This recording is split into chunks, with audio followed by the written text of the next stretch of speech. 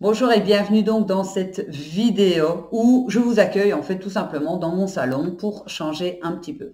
Aujourd'hui, je voudrais vous parler en fait des femmes entrepreneuses et surtout des complexes, des croyances limitantes qu'elles peuvent avoir. Et si c'est votre cas, eh bien, vous avez peut-être justement ces mêmes complexes et vous ne comprenez pas pourquoi est-ce que votre business ne fonctionne pas. En fait, je vais vous expliquer les croyances limitantes, dans quel environnement est-ce que vous avez grandi, etc. Les croyances limitantes par rapport justement à la société et ça va peut-être faire un tilt chez vous qu'en fait, inconsciemment, vous ne vous autorisez pas tout simplement à réussir, à faire du business, etc. En fait, je vais donc commencer par la première croyance limitante. La toute première croyance limitante, c'est j'ai peur de déranger. J'ai peur de déranger et j'ai peur d'être jugée. Beaucoup de personnes, beaucoup de mes clientes me disent j'ai peur de publier tous les jours sur Instagram, sur Facebook, etc. Parce qu'en fait, j'ai peur de déranger, j'ai peur d'être critiquée parce que de un, ben, j'ai pas confiance en moi, je me trouve pas forcément jolie, etc. Et ça me fait en fait super peur d'être critiquée, etc. Faut savoir une chose, que vous faites quelque chose ou que vous ne faites pas quelque chose, vous serez quand même critiqué. Ça, c'est la première chose. Alors vous allez me dire, oui, mais si on ne me voit pas, il y a moins de monde en fait qui est susceptible de me critiquer. Et puis tu sais, Nathalie, je vais sur TikTok, moi je m'amuse toujours à lire les commentaires et en fait, ces commentaires sont vraiment catastrophiques. Je vais juste mettre un petit coussin derrière parce que j'ai déjà un petit peu mal au dos. Voilà, c'est mieux.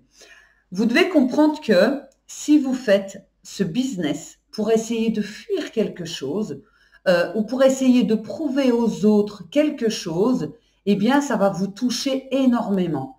Si vous faites une activité, un business, en vous disant j'ai claqué la porte de mon boulot, j'en pouvais plus, ou bien je veux prouver à ma famille, je veux prouver à mon mari, à mes amis, etc., que j'ai de la valeur, eh bien, en fait, ça veut dire que votre business revient en fait à de l'amour de vous-même.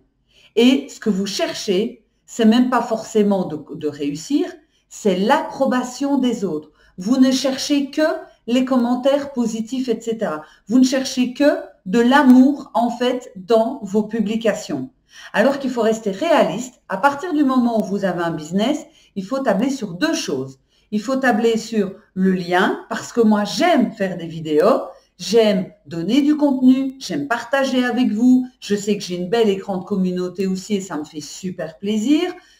D'ailleurs, sur cette chaîne YouTube, ça monte tout le temps, donc ça me fait très plaisir, merci. Mais d'un autre côté, moi, je vis seule. Si je ne sais pas payer mes factures, qu'est-ce qui va se passer? Ben, je vous le donne en mille, je devrais faire les vidéos sous un pont, entre guillemets. Donc, ça veut dire que il faut pouvoir avoir conscience en fait des deux. Et beaucoup de femmes ont uniquement conscience de une chose. Je veux être aimée et je veux absolument que les personnes m'aiment, m'apprécient, etc. Or, si vous voulez faire quelque chose comme ça, je vous invite à ne pas faire un business.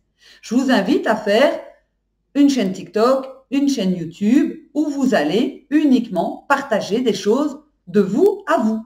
En fait, un petit peu comme je vois sur des TikTok, des femmes qui partagent leur outfit ou qui partagent des vidéos mais qui ne vendent absolument rien. Elles ont juste envie en fait de partager un état d'esprit, etc. Donc si vous voulez faire que ça, alors ne vous mettez pas dans un business, gardez votre job, c'est vraiment ce que je vais vous conseiller, parce qu'en fait, vous ne vendrez pas. Donc, cette première chose que je vous ai dit, peur de déranger et peur d'être jugé, critiqué, si vous ne travaillez pas dessus, ça bloque en fait les rentrées d'argent. Deuxième croyance limitante des femmes entrepreneuses, c'est la vente. Pendant longtemps, et encore à l'heure actuelle malheureusement, on met la vente au niveau masculin. Les commerciaux, etc., ce sont des hommes, des requins. Et dans l'inconscient collectif, le fait de vendre, ça met mal à l'aise. Seulement si vous ne vendez pas, eh bien, votre future entreprise n'est pas pérenne et si elle n'est pas pérenne, ben, ça ne fonctionnera pas, vous allez tomber au niveau de la confiance en vous, etc. Enfin bon, bref, ça ne pourra pas fonctionner très très longtemps. Vous pouvez vendre éthiquement. Avec mon groupe d'entrepreneuses, on parle souvent en fait du terme, pardon, être éthique. Être éthique, c'est quoi? C'est vendre de la façon dont vous voulez vendre. Et je sais par expérience, parce que j'observe beaucoup ce qui se passe sur les réseaux, qu'il y a beaucoup de personnes qui vendent de façon agressive. Le fait de vendre de façon agressive, ce sont des business qui ne vont pas durer longtemps dans le temps. Ça veut dire qu'ils vont y aller dans un modèle très agressif. Ça va durer 3 ans, 4 ans, et puis c'est fini. Ça veut dire qu'ils vont ramasser un maximum et les gens vont se lasser. Ils vont se lasser de ce genre de personnes. Et ça m'est déjà arrivé de suivre des comptes de femmes, ou même d'hommes, mais plus de femmes, où elles avaient une communication très agressive. Et en fait, j'ai arrêté de les suivre parce qu'elles me saoulaient. Donc, ça veut bien dire qu'au départ, on les écoute, mais à un moment donné, c'est saoulant parce que c'est vraiment trop agressif. Vous pouvez avoir une vente éthique et vendre. C'est quoi vendre? Vendre, c'est un échange de bons procédés. Cet échange de bons procédés, c'est tu as besoin d'un service, tu as une problématique, tu as quelque chose que tu aimerais atteindre, eh bien moi je vais t'aider à atteindre ça parce que je suis déjà passé par là.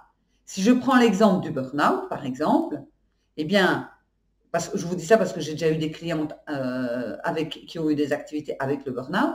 Ok, moi j'ai vécu le burn-out et j'ai envie d'aider les femmes ou hommes, à s'en sortir beaucoup plus rapidement parce que moi je n'avais pas trouvé les ressources nécessaires et les aides nécessaires pour pouvoir m'en sortir. C'est un échange de bons procédés. Je t'aide et pour ça je suis rémunérée. C'est pas j'essaie de te vendre ma sauce, mon tapis, mon aspirateur ou le truc que tu n'auras absolument pas besoin. J'essaie de t'arnaquer, de me faire un maximum de thunes et basta. C'est pas du tout comme ça que ça fonctionne. Et c'est pas comme ça que ça devrait fonctionner. Seulement, il y en a qui fonctionnent malheureusement encore comme ça. Si dans votre tête, vous avez une problématique avec l'argent et avec la vente, ça ne fonctionnera pas. Toutes mes clientes, je dis bien toutes, sans exception, avaient cette problématique de la vente. Soit elles sous-estimaient leur prix, donc elles mettaient beaucoup trop bas pour ne pas déranger, pour ne pas être jugées, soit dans leur communication, elles ne parlaient absolument pas de vente. Ou de temps en temps, où elles me disaient, ça me semble clair. Non, vous devez arriver à avoir une vente éthique et à proposer, à parler de vos services, etc., sans que ça devienne le mode requin. Et ça, c'est tout à fait possible, bien évidemment. Autre croyance limitante qui est liée par rapport aux femmes, c'est ce côté confiance en soi, estime de soi.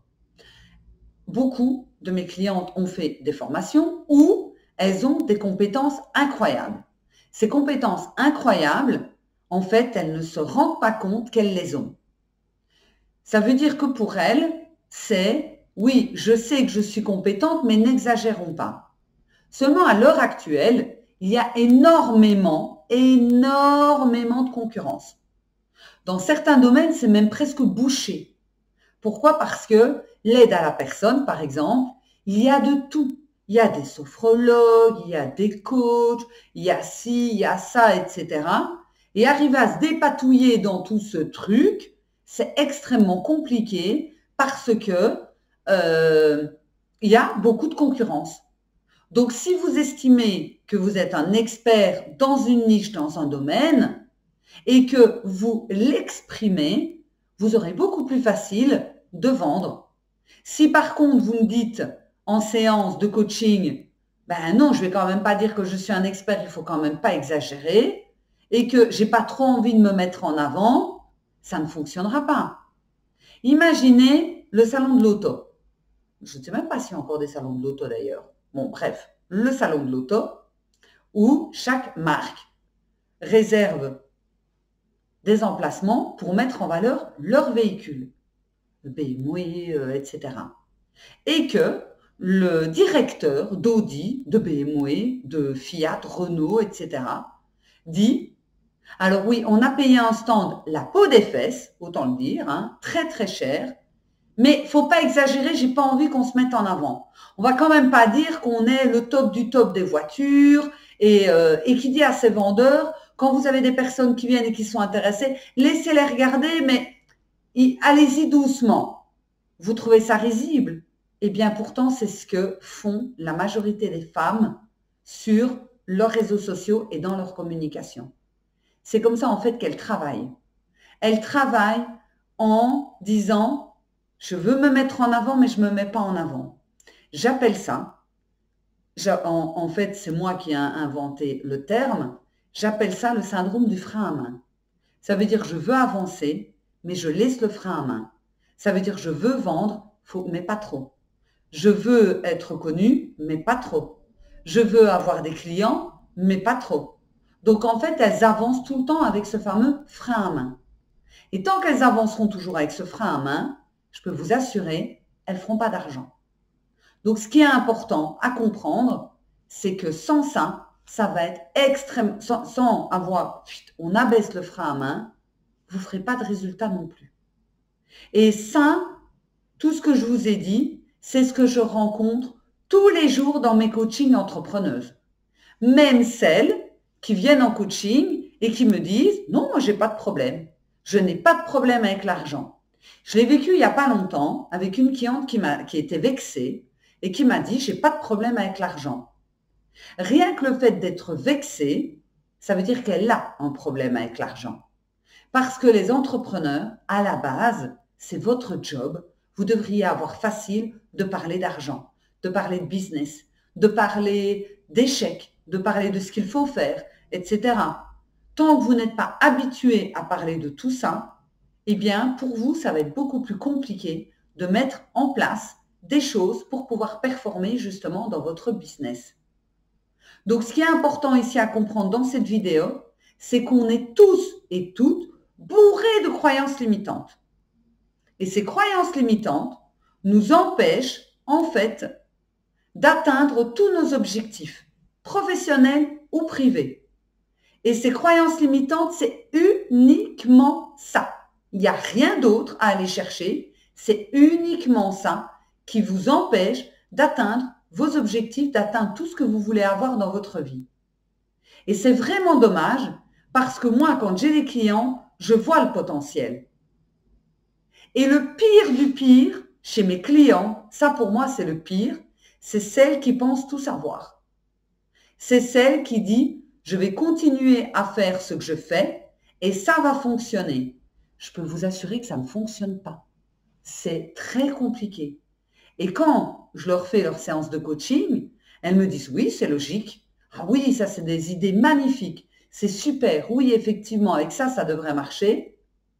La semaine qui suit, elles refont toujours la même chose parce qu'elles sont dans le syndrome « je sais mieux que toi ». Alors pourquoi tu prends des séances de coaching? Il y a quelque chose qui n'est pas logique. Vous devez comprendre qu'un business ne se fait pas au petit bonheur la chance et au hasard. Et que si vous ne vendez pas, il est urgent de vous faire accompagner. Vous avez en fait, il y a deux possibilités. Pour moi, il n'y a que deux choix, il n'y a que deux possibilités. Soit vous restez comme ça et vous continuez à faire la même chose, vous vous épuisez et vous avez mal au cœur, etc. parce que ça ne prend pas, et vous arrêtez, vous retournez dans le salariat. Ou soit vous vous dites, ok, je vais investir dans un accompagnement, c'est peut-être ma dernière chance, c'est peut-être le dernier truc, mais au moins, vous êtes certaine d'avoir des résultats uniquement si vous suivez ce qui est mis en accord des deux parties avec votre coach. Pourquoi est-ce que je vous parle de tout ça? Parce qu'on arrive en octobre et comme d'habitude, tous les mois, j'ouvre 3 nouvelles places pour un accompagnement personnalisé. Ce n'est pas un programme en ligne où vous n'allez pas suivre du tout, où vous serez en mode « j'ai décroché, j'ai regardé la moitié du programme, ça ne me parle pas ». C'est personnalisé. Ce sont des coachings avec moi. Je vous invite à cliquer donc sur le lien qui se trouve dans la description pour réserver soit 5 séances, 10 séances ou le pack Gold. Et vous pouvez aussi m'envoyer un message en privé et je vous offre un audit de votre business totalement gratuit et vous avez un appel stratégique offert de 30 minutes. Je vous remercie. N'oubliez pas de vous abonner et de me suivre sur TikTok, Instagram et sur Facebook, YouTube, etc. Enfin bref, je suis quasiment partout et sur LinkedIn également. Très très belle journée. Je vous embrasse. À bientôt. Ciao, ciao.